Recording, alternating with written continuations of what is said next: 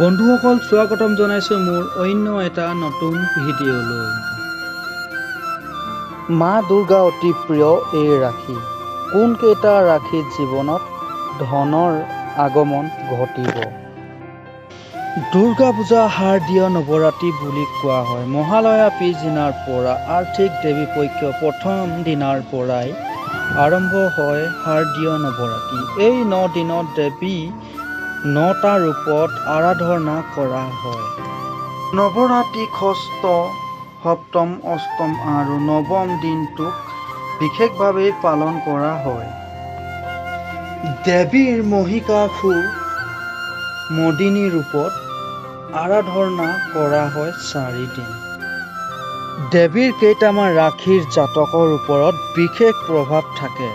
তেওঁলোকৰ সকলো বিপদৰ পৰা ৰক্ষা কৰি থাকে দেৱীয়ে। গতিকে সকলোতকৈ প্ৰিয় ৰাশি জাতক কোন কোন জানি লওক। মেষ ৰাশি। মেষ ৰাশিৰ জাতকৰ জন্মৰ পৰাই সৌভাগ্যশীল হয়। তেওঁলোকে সাধাৰণতে যি কামেই হাতত নলওক কিয় সফলতা লাভ কৰেই, কাৰণ মা দুৰ্গাৰ আশীৰ্বাদ তেওঁলোকৰ ওপৰত সকলো সময়তে থাকে। সেয়েহে এই ৰাশিয়ে প্ৰায় সকলো সময়তে সৌভাগ্য সহায়তা লাভ কৰে। এওঁলোকে বিলাসী জীৱন যাপন কৰে। সিংহ ৰাশি।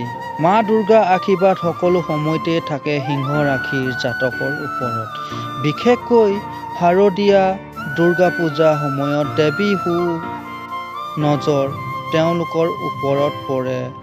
দুৰ্গাৰ কৃপাত প্ৰচুৰ অৰ্থ লাভ কৰে এই ৰাশিৰ জাতকে। পৰিয়ালতো সুখ আৰু শান্তিৰ সকলো সময়তে বিৰাজ কৰে এই ৰাশিৰ জাতকে। প্ৰেমৰ সম্পৰ্কতো মধুমতা থাকে। কৰ্মক্ষেত্ৰতো দেৱীৰ আশীৰ্বাদ প্ৰচুৰ।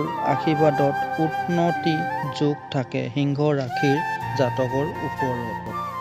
তুলা ৰাশি। মা দুৰ্গাৰ আশীৰ্বাদ সুখ আৰু সৌভাগ্য লাভ কৰে তুলা ৰাশিৰ জাতকে। আৰ্থিক কষ্ট কাবু কৰিব নোৱাৰে তুলা ৰাশিৰ জাতকক। উত্তৰাধিকাৰ সূত্ৰে সম্পত্তি লাভ কৰাৰো যোগ আছে। বন্ধুসকল, এনেধৰণৰ বা-বাতৰিসমূহ পাই থাকিবলৈ চেনেলটি ছাবস্ক্ৰাইব কৰি কাষতেই থকা বেল আইকনটি প্ৰেছ কৰি অল কৰি ল'ব। ধন্যবাদ।